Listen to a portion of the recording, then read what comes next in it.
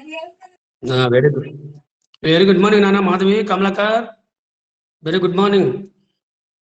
మనము నిన్నటి క్లాస్లో ముఖ్యంగా ఈ యొక్క భారతీయ జనతా పార్టీ జాతీయ పార్టీల్లో భాగంగా నిన్నటి క్లాస్లో భారతీయ జనతా పార్టీ యొక్క ఆ కార్యక్రమాలు సిద్ధాంతాల గురించి, అదేవిధంగా జాతీయ పార్టీల్లో జాతీయ కాంగ్రెస్ పార్టీ యొక్క సిద్ధాంతాలు లక్షణాల గురించి నిన్న క్లాస్లో మనము స్పష్టంగా చెప్పుకోవడం జరిగింది. భారతదేశంలో జాతీయ పార్టీల్లో ముఖ్యంగా మనకు ప్రజాస్వామ్య రాజ్యాలలో ఈ యొక్క ప్రజాస్వామ్య ప్రభుత్వాలు సక్రమంగా పనిచేయాలంటే మనకు రాజకీయ పార్టీలు అవసరమని చెప్పి మనకు చెప్పడం జరిగింది. ఎందుకంటే ప్రపంచంలో అన్ని దేశాల్లో ప్రత్యక్షంగా ఈ పరోక్షంగా ఈ యొక్క దేశాధినేతను రాజ్యాంగతను ప్రజలు ఎదుర్కొంటున్నారు. కాబట్టి రాజకీయ పక్షాలు ఖచ్చితంగా అవసరం అని చెప్పి మనము స్పష్టంగా చెప్పవచ్చు. కాబట్టి మనకు ఈ యొక్క ప్రభుత్వ విధానాలను ఈ యొక్క చట్టబద్ధ కావాలంటే రాజకీయ పార్టీలు అవసరమని చెప్పడం జరిగింది. అదేవిధంగా రాజకీయ పార్టీలు ముఖ్యంగా ప్రజల అభిప్రాయం పరంగా, తర్వాత ఈ యొక్క ప్రజాస్వామ్య ప్రభుత్వాలు సమర్థవంతంగా పనిచేయడానికి రాజకీయ పార్టీలు చాలా అవసరం అని చెప్పి మనం స్పష్టంగా చెప్పవచ్చు. కానీ మనకు సిగ్మండ్ న్యూమన్ అనేవాడు 1950లోనే ఈ రాజకీయ పార్టీల గురించి అధ్యయనాలు పరిశోధనలు చేశాడని చెప్పి మనం స్పష్టంగా చెప్పవచ్చు. కాబట్టి సమాజంలో ఒక సంస్థాపరంగా మామూలుగా పనిచేసేదే మనకు రాజకీయ పార్టీ అని చెప్పి మనకు చెప్పడం జరిగింది.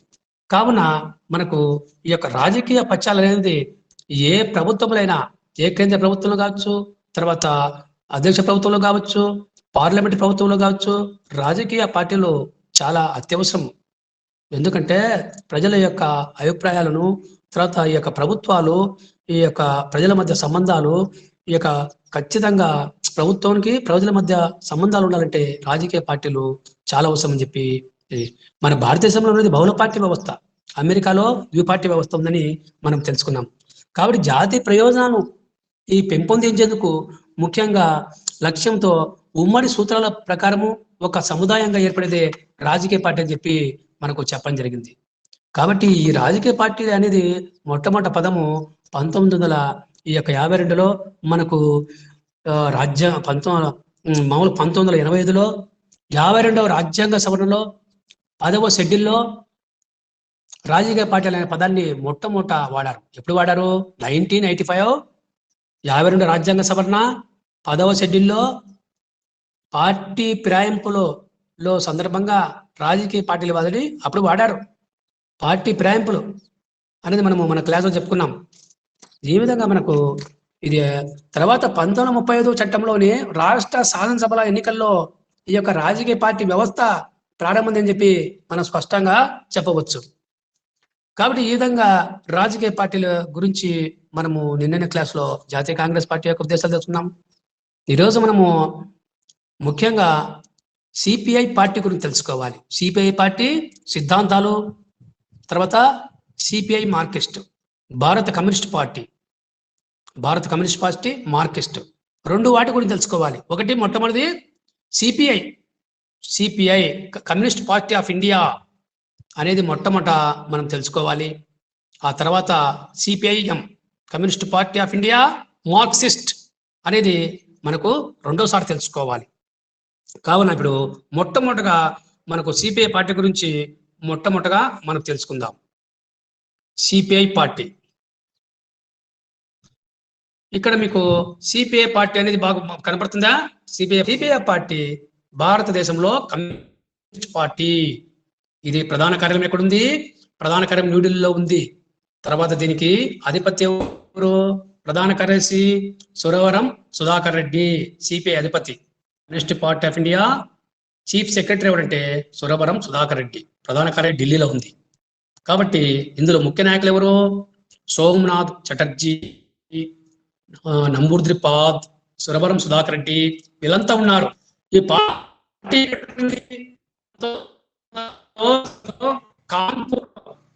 కాన్పూర్లో పార్టీ 1925 డిసెంబర్ 25 అని మనం చెప్పబోతారు.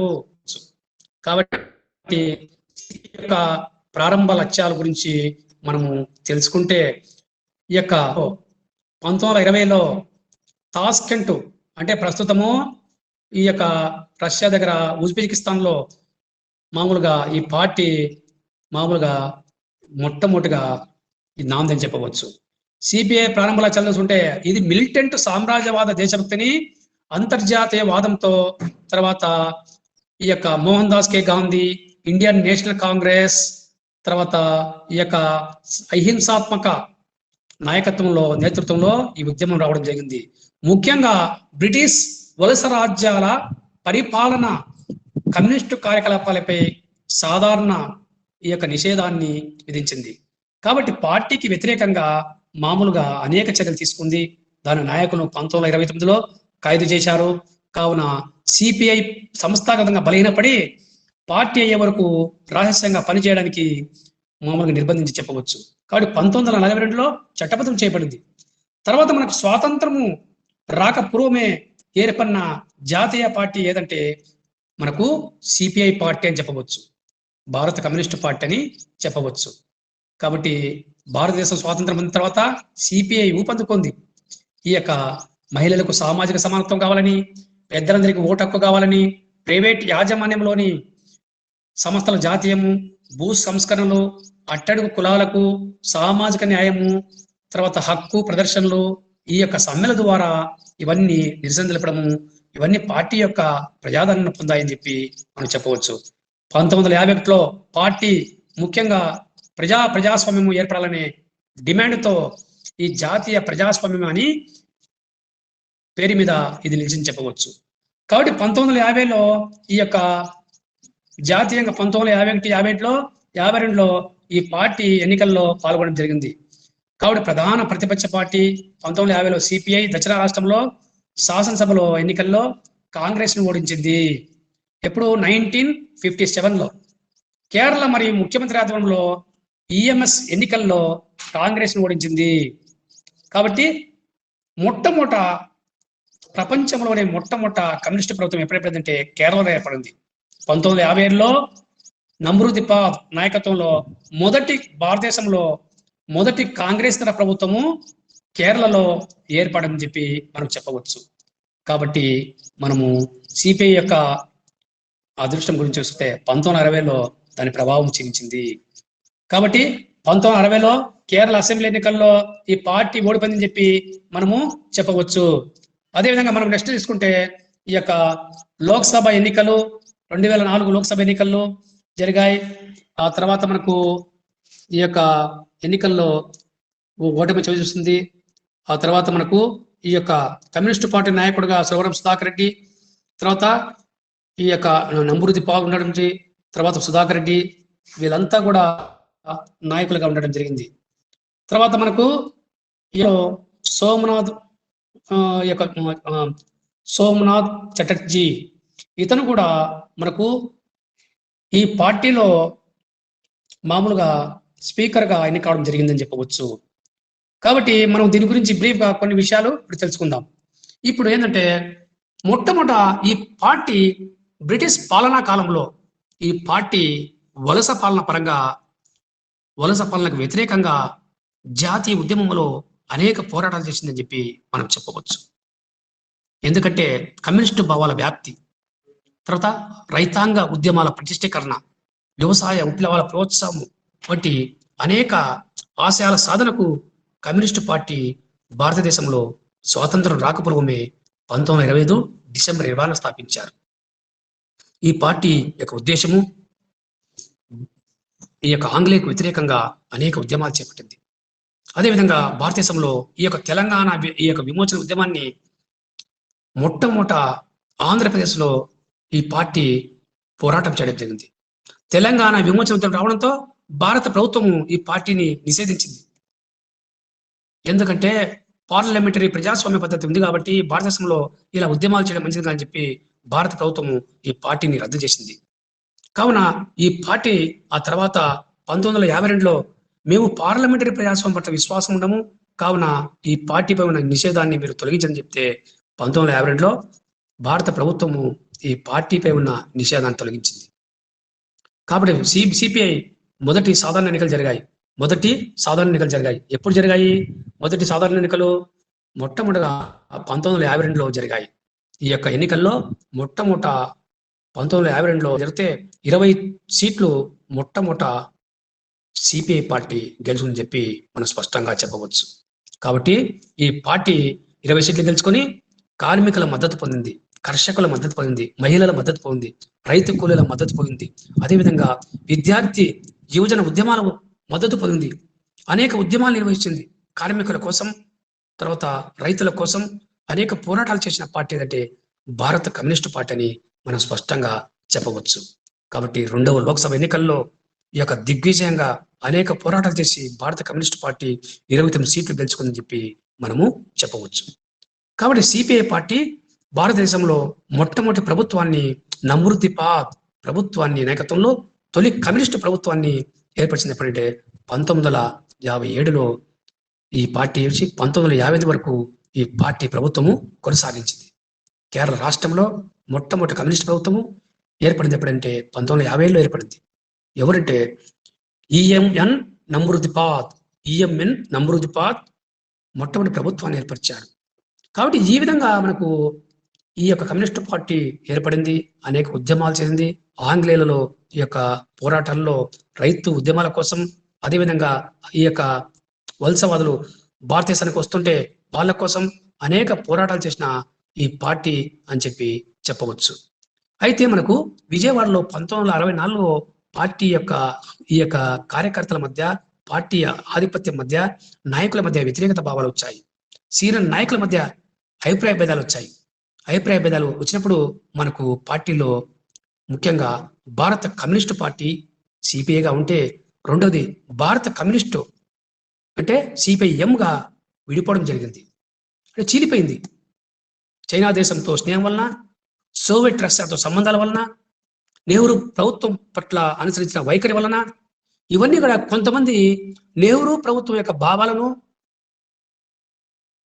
ఇష్టపడము, కొంతమంది అయిష్టత చూపడము, ఇలా రకరకాలుగా అలీన విధానము, తర్వాత పంచశీల విధానాలను ఇవన్నీ కూడా కొంతమంది అంగీకరించారు సిపిఐ పార్టీలో, కొంతమంది సిపిఎం పార్టీలో అంగీకరించలేదు.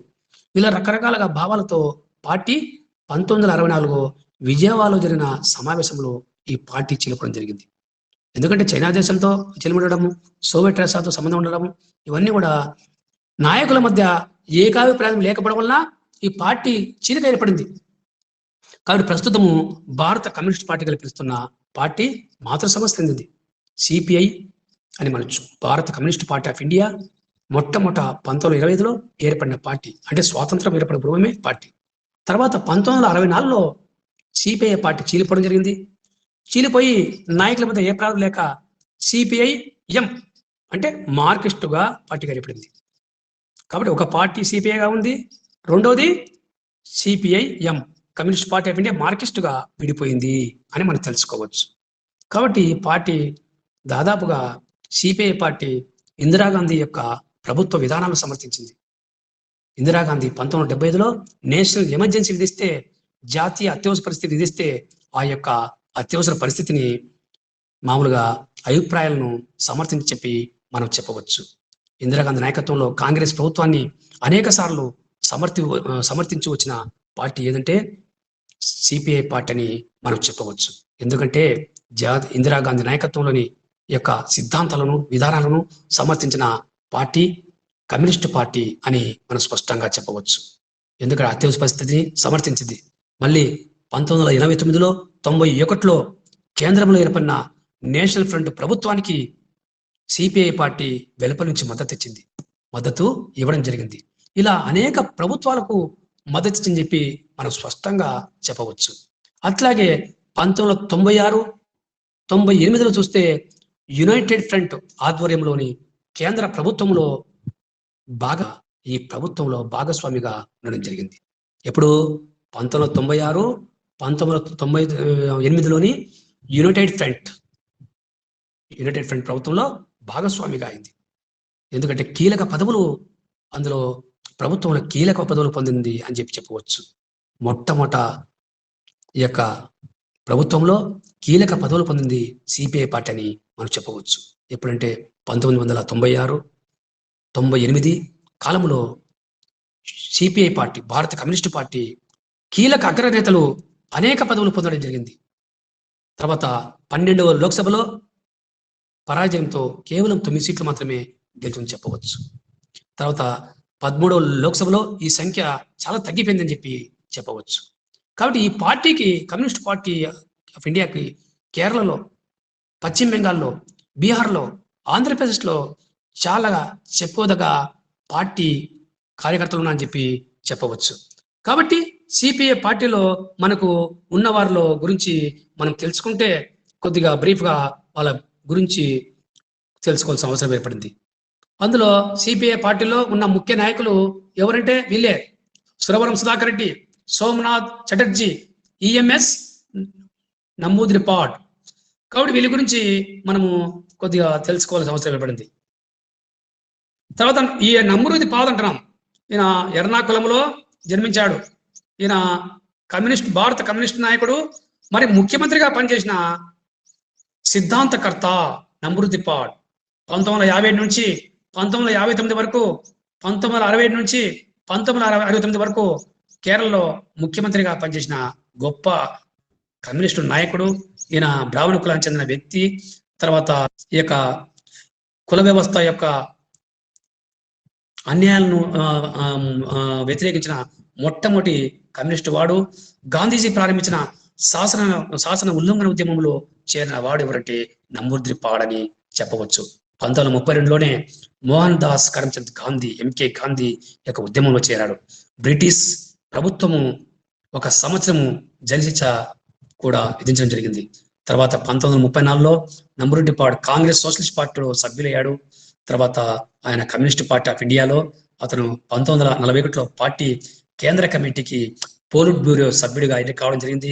ఈ కాలంలో పార్టీ సిద్ధాంతాన్ని నమ్ముకోవడం జరిగిందని మనము చెప్పవచ్చు. తర్వాత ఈ యొక్క నమూద్రిపాద్ గురించి మనం కొద్దిగా తెలుసుకున్నాము. తర్వాత సోమనాథ్ చటర్జీ ముఖ్యంగా భారతదేశంలో గొప్ప న్యాయవాది అని చెప్పవచ్చు. రాజకీయవేత్త, పార్లమెంట్ సభ్యుడు, అధికార కమ్యూనిస్ట్ పార్టీ ఆఫ్ ఇండియా మార్క్సిస్ట్లో యొక్క దీర్ఘకాల సీనియర్ నాయకుడు అని చెప్పవచ్చు. తర్వాత చటర్జీ ఈశాన్య భారతంలోని అస్సాం రాష్ట్రంలో జన్మించాడు ఈయన అని చెప్పవచ్చు. ఈయన గురించి మనం కొన్ని విషయాలు తెలుసుకోవాలి. కాబట్టి భారతీయ జనతా పార్టీ యొక్క హిందూ అనుకూల సైద్ధాంతిక ముందు ఉన్న విషయాలను అకలింపు చేసుకున్నాడు. హిందూ మహాసభలో ప్రముఖ సభ్యుడని మనం చెప్పవచ్చు. ఈ విధంగా తర్వాత కలకత్తా హైకోర్టు, సుప్రీంకోర్టులో న్యాయవాదిగా పనిచేసిన సోమనాథ్ చటర్జీ గొప్ప న్యాయవాది అని మనం చెప్పవచ్చు. చటర్జీ 1968లో సిపిఐఎంలో చేరాడని మనం చెప్పవచ్చు. పశ్చిమ బెంగాల్ రాష్ట్రంలో లోక్సభలో, తర్వాత నియోజకవర్గంలో తర్వాత గొప్ప నాయకుడని మనం చెప్పవచ్చు. తర్వాత 2004లో లోక్సభ స్పీకర్గా ఆయన ఏకగ్రీవంగా ఎన్నిక కావడం జరిగిందని చెప్పవచ్చు. ఈ విధంగా నమూద్రిపాద్ గురించి, తర్వాత ఈ యొక్క సోమనాథ్ చటర్జీ గురించి కొన్ని విషయాలు మనము తెలుసుకున్నాం. ఆ తర్వాత మనము సిపిఐఎం పార్టీ గురించి మనం తెలుసుకోవాలి. తర్వాత సిపిఐ పార్టీ యొక్క సిద్ధాంతాల గురించి మనము కొన్ని విషయాలు తెలుసుకోవాలి. ఈ యొక్క పార్టీ విధానాల గురించి మనం తెలుసుకున్నట్లయితే ముఖ్యంగా ప్రభుత్వ రంగ సంస్థలను ప్రజాస్వామ్యయుతంగా నిర్వహించాలి. అంటే ప్రభుత్వ రంగ సంస్థలు, ప్రభుత్వానికి సంబంధించిన ఈ యొక్క పరిశ్రమలు, ఇండస్ట్రియల్ పరిశ్రమలు, ఉక్కు కర్మాగారాలు, భారీ పరిశ్రమలు అవన్నీ కూడా ప్రజాస్వామ్య యుతంగా అన్నీ కూడా గవర్నమెంటే ఆధీనంలో, అన్నీ కూడా గవర్నమెంట్ ఆధీనం ఉంచుకొని అవి నిర్వహించాలని చెప్పడం జరిగింది. రెండవ యొక్క లక్ష్యం ఏదైతే విధానాల్లో, సిపిఐ పార్టీ విధానాల్లో కార్మికుల ప్రయోజనం కోసం అనేక మామూలుగా వాళ్ళకు పింఛన్ సదుపాయం కల్పించాలి, బోనస్ సదుపాయం కల్పించాలి, వాళ్ళకు విశ్రాంతి ఈ యొక్క సౌకర్యాలు ఏర్పరచాలని వాళ్ళ పని గంటలు కల్పించాలని చెప్పడం జరిగింది. తర్వాత బడ్జెట్లో 50% నిధులను వ్యవసాయ అభివృద్ధికి కేటాయించాలని సిపిఐ పార్టీ పేర్కొన్నది. తర్వాత భూ సంస్కరణలను శీఘ్రంగా అమలుపరచాలని సిపిఐ పార్టీ పేర్కొన్నది. తర్వాత రాజ్యాంగంలోని ప్రాథమిక హక్కుల్లో పని హక్కును కూడా చేర్చాలని చెప్పడం చెప్పింది. పని హక్కును ప్రాథమిక హక్కులో చేర్చాలని కోరిన మొట్టమొదటి పార్టీ ఏదంటే సిపిఐ పార్టీ అని చెప్పవచ్చు. కాబట్టి సిపిఐ పార్టీ ప్రజా పంపిణీ వ్యవస్థను కఠినం చేయాలని కూడా చెప్పడం జరిగింది. అదేవిధంగా షెడ్యూల్ కులాలు, షెడ్యూల్ తెగలు, మహిళలు, మైనార్టీ ప్రయోజనాల పరిరక్షణ కోసం ప్రత్యేక నిబంధనలు రాజ్యాంగంలో ఏర్పరచాలని చెప్పి సిపిఐ పార్టీ చెప్పడం జరిగింది. తర్వాత లౌకికవాదాన్ని ప్రోత్సహించాలి, లౌకికవాదాన్ని అనుసరించాలి, ఎలాంటి కుల మత వర్గాల కూడా అందరికీ రాజకీయ న్యాయం, సామాజిక న్యాయం కల్పించాలి అని చెప్పడం జరిగింది. అదేవిధంగా కేంద్ర రాష్ట్ర సంబంధాలను పునరుద్ధరించాలి, రాష్ట్రాలకు ఎక్కువ అధికారాలు ఇవ్వాలి అని, రాష్ట్ర ప్రభుత్వాల్లో జోక్యం, కేంద్రం యొక్క జోక్యం తగ్గించాలని చెప్పి సిపిఐ పార్టీ మనకు స్పష్టంగా చెప్పడం జరిగింది. ఈ విధంగా సిపిఐ పార్టీ 1925 డిసెంబర్ 26న స్థాపించారు. ఇది వలస పాలనకు వ్యతిరేకంగా పోరాటం చేసింది, జాతీయ ఉద్యమంలో లోపాల గురించి చెప్పడం జరిగింది, కమ్యూనిస్టు భావాల వ్యాప్తి భారతదేశంలో చేసింది, రైతాంగ ఉద్యమాలు చేసింది, తెలంగాణ ఉద్యమాలను చేయడం జరిగింది, తెలంగాణ విమోచన ఉద్యమాన్ని కూడా ఈ యొక్క పోరాటం చేయడం జరిగింది. తర్వాత రైతాంగ ఉద్యమాలు చేసింది, వ్యవసాయ విప్లవం అనే ప్రోత్సాహాల గురించి అనేక పోరాటాలు చేసిన పార్టీ ఏదంటే మనకు ఈ యొక్క పార్టీ చెప్పవచ్చు. కాబట్టి ఈ పార్టీలో మనకు ముఖ్యంగా ఎస్ఏ డాంగే, భూషేష్ గుప్తా, ఇంద్రజిత్ గుప్తా, చంద్ర నాగేశ్వరరావు, చతురానంద్ మిశ్రా వంటి నాయకులు ఉన్నారు. చతురానంద్ మిశ్రా అనే పార్టీ నాయకులు ఉన్నారని చెప్పి మనం చెప్పవచ్చు. ఆ తర్వాత మనకు సిపిఐఎం పార్టీ గురించి తెలుసుకుంటాం. సిపిఐఎం పార్టీ అది సెకండ్ పార్టీ, దాని గురించి కూడా మనం తెలుసుకుంటాం.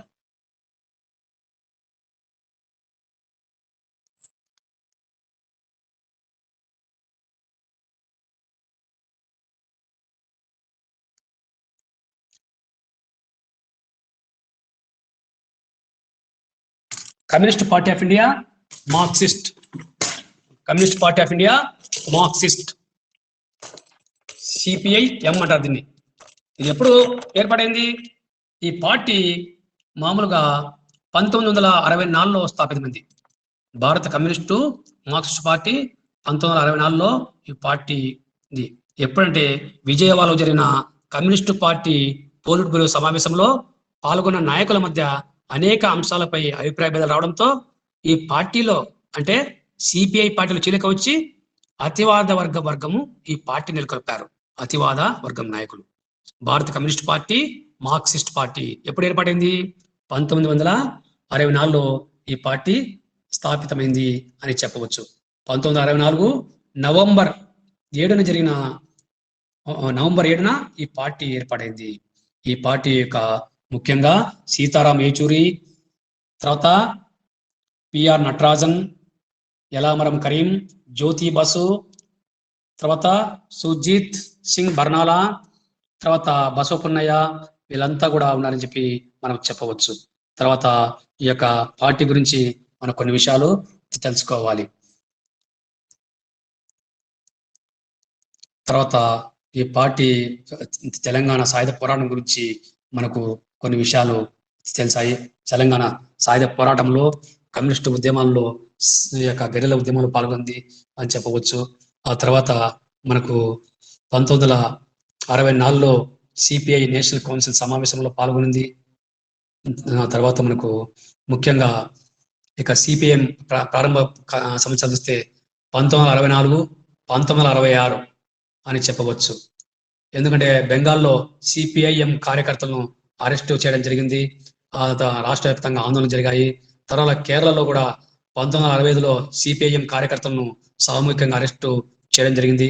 ఈ విధంగా అరెస్టు చేసినప్పుడు తర్వాత ఈ యొక్క మనకు మాస్కోలో ఈ యొక్క సిపిఐ పార్టీ యొక్క మామూలు కొన్ని కార్యక్రమాలు రావడం జరిగింది. వాటిని కూడా సెంట్రల్ కమిటీలో పెట్టి ఈ యొక్క కార్యక్రమాల గురించి చెప్పడం జరిగింది. తర్వాత భారతదేశంలో నక్సల్బరీ ఉద్యమము 1967లో వచ్చింది. ఈ నక్సల్బరీ ఉద్యమము భారతదేశంలో పశ్చిమ బెంగాల్లోని నక్సల్బరీలో రైతు తిరుగుబాటు జరిగింది. ఇవన్నీ కూడా ఈ చైనాలో జరిగిన పరిమాణాల కారణంగా ఇవన్నీ కూడా పార్టీలోకి పరిస్థితి రావడం జరిగింది. కాబట్టి 1960లో నక్సల్బరీ ఉద్యమము ఎక్కడ స్టార్ట్ అయింది? పశ్చిమ బెంగాల్లో స్టార్ట్ అయింది. పశ్చిమ బెంగాల్లో నక్సల్బరీ ఉద్యమాన్ని పశ్చిమ బెంగాల్ ప్రభుత్వము హింసాత్మకంగా అణచివేయడం జరిగింది. అక్కడ ఈ యొక్క నక్సల్బరీ ఉద్యమం రావడంతో ఆంధ్రప్రదేశ్లో కూడా మరో తిరుగుబాటు అక్కడ ఉంది. ఆంధ్రప్రదేశ్లో కూడా ఈ యొక్క రాడికల్ కమ్యూనిస్టు విప్లవం రావడం జరిగింది. అక్కడ చంద్ర పుల్లారెడ్డి అనే ఒక పార్టీ నక్సలైట్ ఉద్యమం రావడం జరిగింది. అదేవిధంగా ఈ యొక్క కేరళలో కూడా యునైటెడ్ ఫ్రంట్ ప్రభుత్వాలను కొన్ని ప్రభుత్వాలను మామూలుగా పశ్చిమ బెంగాల్ కొన్ని ప్రభుత్వాలు కూడా పతనం కావడం జరిగింది. జాతీయ కాంగ్రెస్ పార్టీతో కలిసి ఈ పార్టీ అనేక పోరాటాలు చేసిందని చెప్పి మనం చెప్పవచ్చు. తర్వాత ఈ పార్టీ కొన్ని అనేక రాష్ట్రాల్లో, తర్వాత ఈ యొక్క బంగ్లాదేశ్లో కూడా ఈ యొక్క కమ్యూనిస్ట్ పార్టీ అనేక ఉద్యమాలు చేయడం జరిగింది. తర్వాత ఈ యొక్క బంగ్లాదేశ్లో వలసదారులు భారతదేశానికి రావడం జరిగింది. అక్కడ కూడా రాడికల్ కమ్యూనిస్ట్ విప్లవము బంగ్లాదేశ్లో కూడా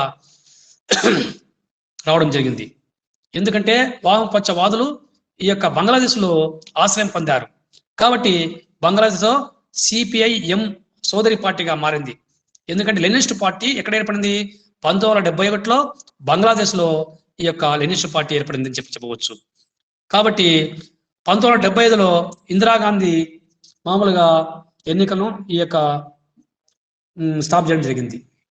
కాబట్టి ఈ విధంగా communist party of India Marxist అనేది అధికారం యొక్క వారసత్వాన్ని చూపడం జరిగింది. కావున ఇక్కడ మనకు జయప్రకాష్ నారాయణ జేపీ ఈ యొక్క ఉద్యమంతో ఈ పార్టీకి కూడా మద్దతు ఇవ్వడం జరిగింది. కాబట్టి ఒకే యొక్క గొడుగు కింద ఐక్య వేదిక ఈ యొక్క హిందుత్వ ఈ యొక్క ఉద్యమం యొక్క ప్రమేయము ఇవన్నీ కూడా రావడం జరిగింది. కావున మనకు ఈ యొక్క పశ్చిమ బెంగాల్, కేరళలో, తర్వాత ఈ యొక్క రాష్ట్రాలలో ప్రభుత్వాలు ఏర్పాటు జరిగిందని చెప్పి మనము చెప్పవచ్చు. కాబట్టి మనకు భారత కమ్యూనిస్టు పార్టీ ఈ యొక్క మార్క్సిస్ట్ గురించి కొన్ని విషయాలు మనం తెలుసుకోవాలి. ముఖ్యంగా సోవియట్ రష్యా, చైనా దేశాల్లో ఉన్న కమ్యూనిస్టు భవన్లో ఆ యొక్క భావాలను తీసుకొని భారతదేశంలో వామపక్ష ఉద్యమ కార్యక్రమాలను ఏర్పాటు చేయాలి.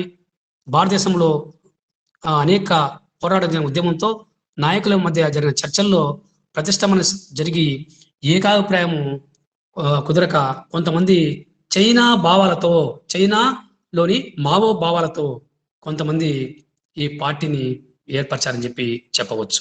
పుచ్చలపల్లి సుందరయ్య, జ్యోతి బసు, ఈఎంఎస్ నమృతిపాల్, రణదేవి వంటి ఏమాహేములు ఈ పార్టీలో ఉన్నారు. వారు చైనా కమ్యూనిస్టు పార్టీ అధినేత మావోసే టుంగ్ విధానాలను అనుసరించారు. సిపిఐ పార్టీ రష్యాలో కమ్యూనిస్టు భావాలు ఏర్పరిస్తే సిపిఐఎం పార్టీ ఈ యొక్క చైనా దేశంలోని ముఖ్యంగా మావోసే టుంగ్ విధానాలను, కమ్యూనిస్టు భావాలను భారతదేశంలో మనం కొనసాగించాలనే ఉద్దేశంతో ఈ యొక్క సిపిఐఎం పార్టీని భారతదేశంలో 1964లో ఏర్పాటు చేశారని చెప్పవచ్చు. కాబట్టి ఈ విధంగా మనకు చైనాలోని మావో విధానాలను ఆదర్శంగా తీసుకొని భారతదేశంలో ఆ విధానాలు మనం కొనసాగించాలని చెప్పి భారత కమ్యూనిస్టు పార్టీ మార్క్సిస్టు ఏర్పాటు చేయడం జరిగింది. కాబట్టి భారత కమ్యూనిస్టు పార్టీ మార్క్సిస్టు పార్టీ 1989-91 మధ్య కాలంలో విపి సింగ్ ఆధ్వర్యంలో ఏర్పడిన నేషనల్ ఫ్రంట్ ప్రభుత్వానికి మద్దతు ఇచ్చింది.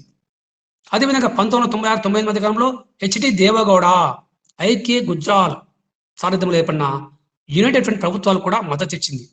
అంటే పార్టీ వెలుపల నుండి మద్దతు ఇవ్వడం జరిగింది.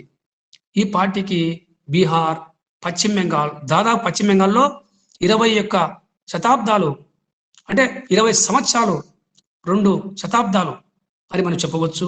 20 సంవత్సరాలు ఏకదాటిగా ఈ పార్టీ సిపిఐఎం పార్టీ ఏకదాటిగా పరిపాలన చేసి ప్రభుత్వాన్ని సుదీర్ఘంగా అధికారం ఏర్పరిచిన పార్టీ ఏదంటే పశ్చిమ బెంగాల్, వెస్ట్ బెంగాల్లో ఈ పార్టీ 20 సంవత్సరాలు పరిపాలన చేసింది. కాబట్టి ఆంధ్రప్రదేశ్లో కార్యకర్తలు ఉన్నారు, త్రిపుర రాష్ట్రాల్లో ఈ పార్టీకి సిపిఐఎం పార్టీకి కార్యకర్తలు ఉన్నారని చెప్పవచ్చు. కాబట్టి పశ్చిమ బెంగాల్లో 2 శతాబ్దాలు 20 సంవత్సరములు ఏకతాటిగా పరిపాలన చేసిన పార్టీ ఏదంటే మనకు ఈ పార్టీ సిపిఐఎం పార్టీ అని చెప్పవచ్చు. తర్వాత త్రిపురలో అనేక సార్లు అధికార పార్టీని ప్రభుత్వాన్ని ఏర్పరిచిందని చెప్పి మనం స్పష్టంగా చెప్పవచ్చు.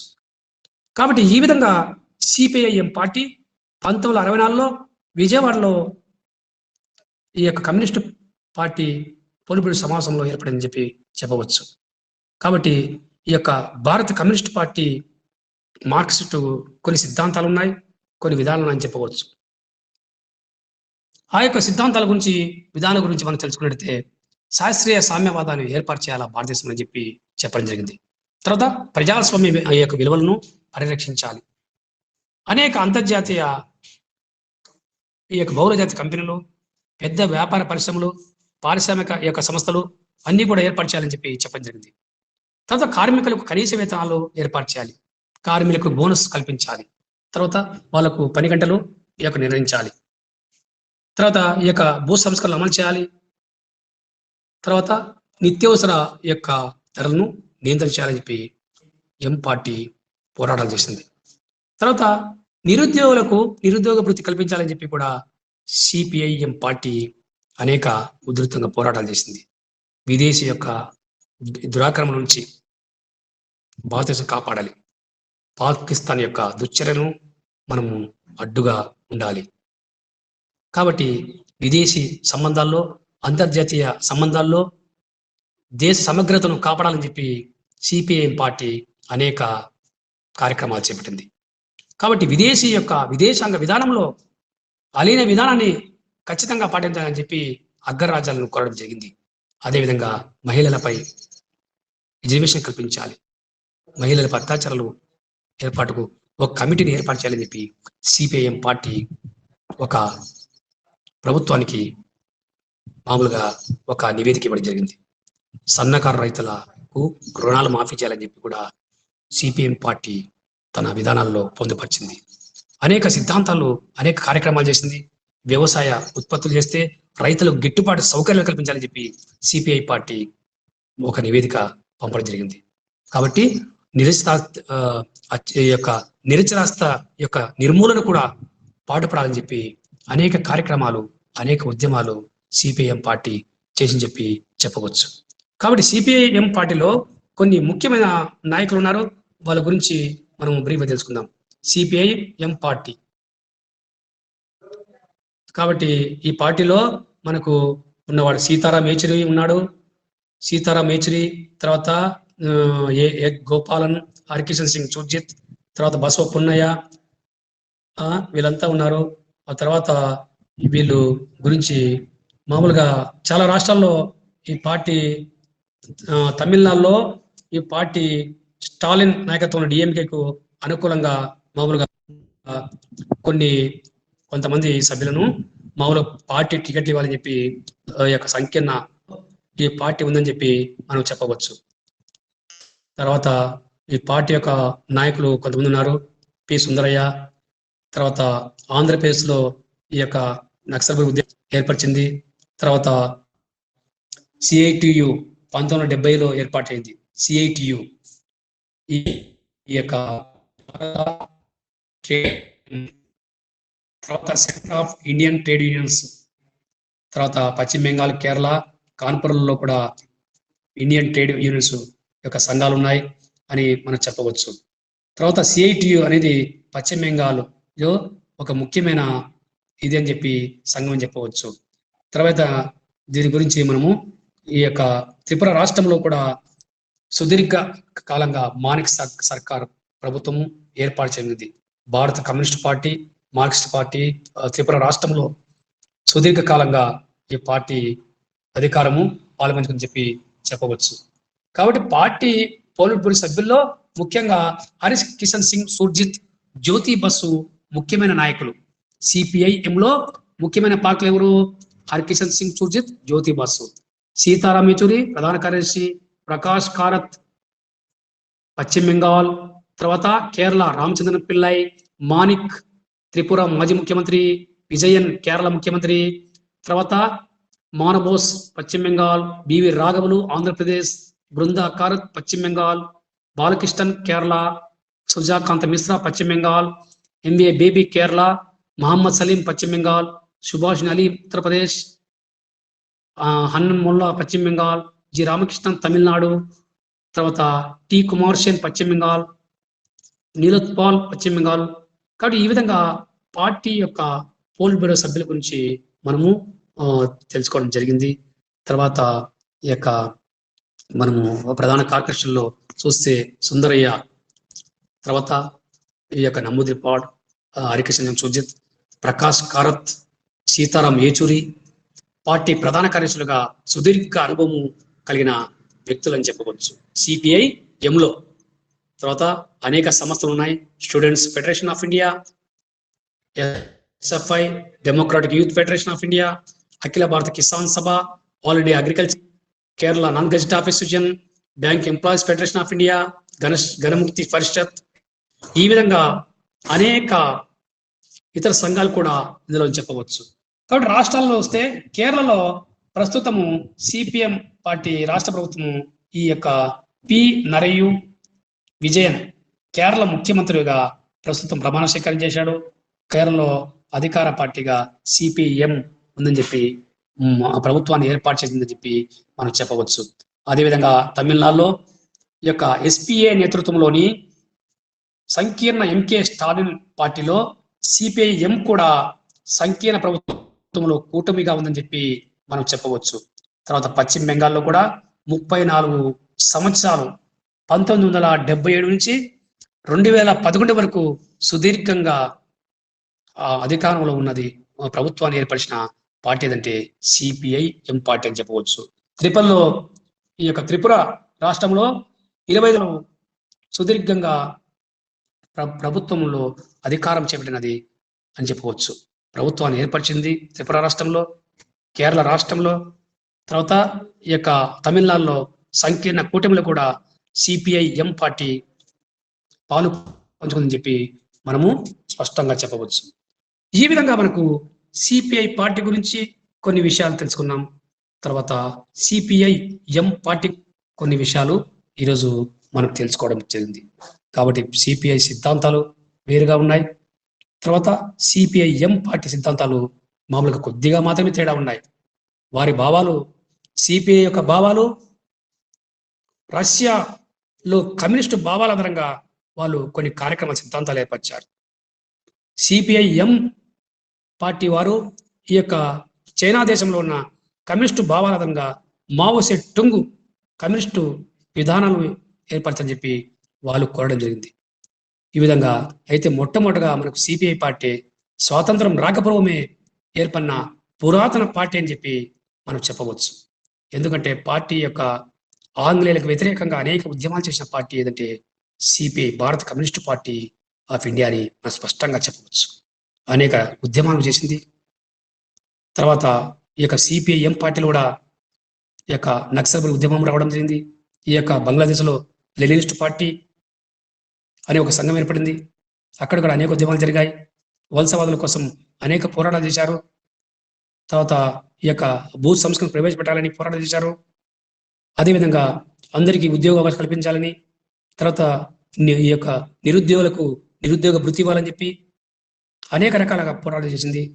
తర్వాత జాతీయ పార్టీలకు యొక్క సంకీర్ణ ప్రభుత్వ కూటమిలో పాలు పంచుకోవడం జరిగింది, మద్దతు ఇవ్వడం జరిగింది.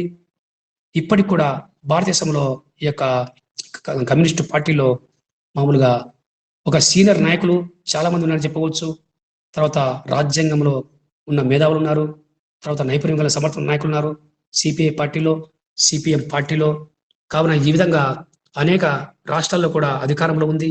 ముఖ్యంగా కేరళ రాష్ట్రంలో, తర్వాత త్రిపురలో, తర్వాత వెస్ట్ బెంగాల్లో ఈ పార్టీ చాలా సంవత్సరాలు ఈ యొక్క ప్రభుత్వాన్ని ఏర్పరిచి సుదీర్ఘంగా మామూలుగా పరిపాలన చేసిన పార్టీ ఏదంటే సిపిఐఎం పార్టీ అని మనం చెప్పవచ్చు.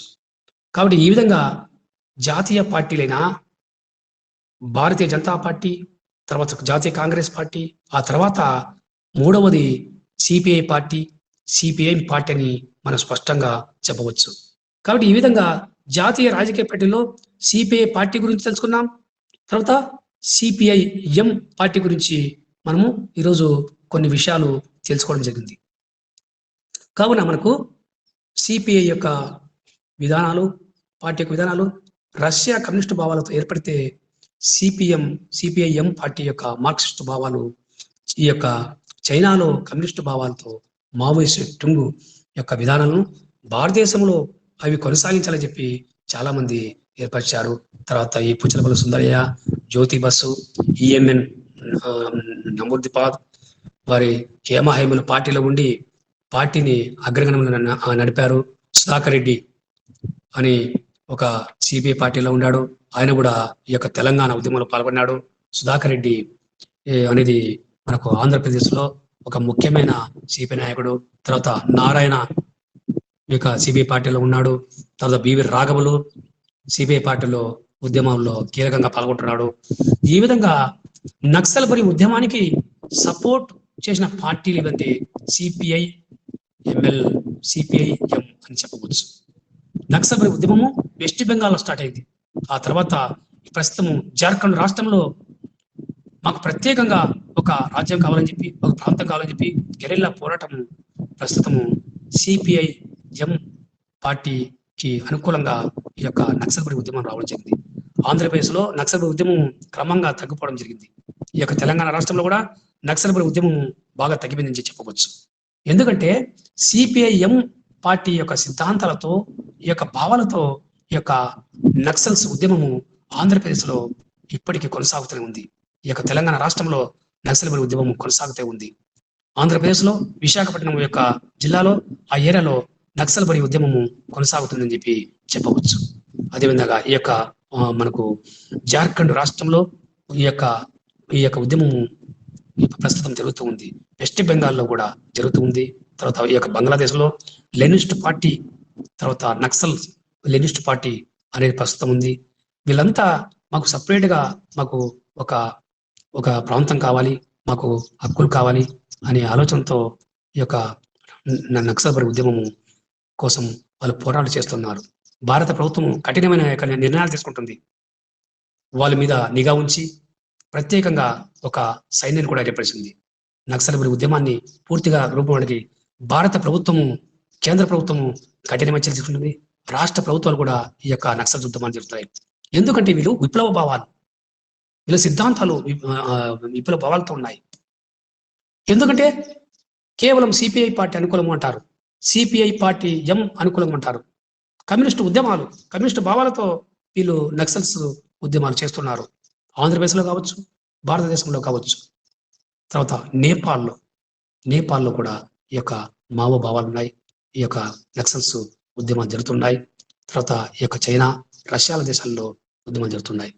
కావున ఈ విధంగా భారత జాతీయ ఉద్యమాల్లో తర్వాత స్వాతంత్ర పోరాటంలో మహాత్మా గాంధీకి అడుగు జడల్లో ఉండి సిపిఐ పార్టీ, సిపిఎం పార్టీ ముందుకెళ్ళింది చెప్పి మనం స్పష్టంగా చెప్పవచ్చు.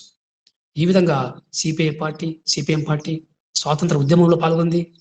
తర్వాత భారత ప్రజల ఆశయాల కోసం, ఆకాంక్షల కోసం ఎన్నో పోరాటాలు చేసిన జాతీయ పార్టీలు సిపిఐ పార్టీ, సిపిఎం పార్టీ అని మనం స్పష్టంగా ఈరోజు చెప్పవచ్చు. కాబట్టి జాతీయ పార్టీల్లో సిపిఐ పార్టీ ఒకటి, సిపిఐ ఎం మార్క్సిస్ట్ పార్టీ కూడా ఒకటని మనం చెప్పవచ్చు.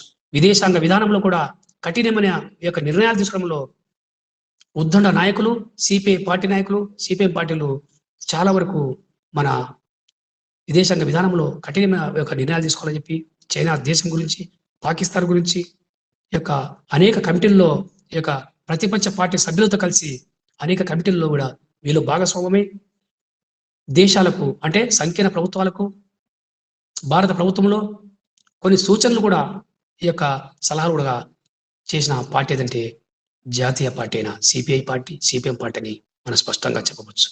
ఈ విధంగా మనకు ఈ యొక్క భారత కమ్యూనిస్ట్ పార్టీ గురించి తెలుసుకున్నాం. తర్వాత భారత కమ్యూనిస్ట్ పార్టీ, మార్క్సిస్ట్ పార్టీ గురించి కూడా ఈరోజు కొన్ని విషయాలు మనం తెలుసుకోవడం జరిగింది.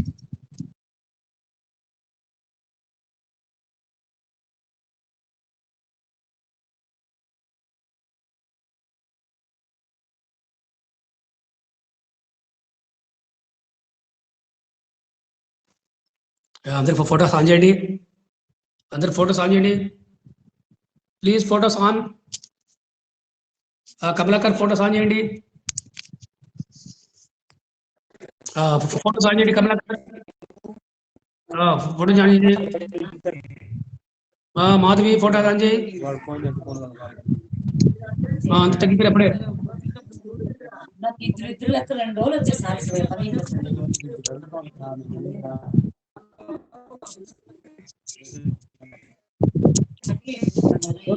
ఇప్పుడు అర్థమైందా? అర్థమైంది అందరికి? మాధవి ఓకే అర్థమైందా? మాధవి అర్థమైందా? ఓకేనా? Thank you. Kamalakar very good. Madhavi, Venkataramana thank you. Thank you నాన్న అందరికి థ్యాంక్ యూ. Okay okay.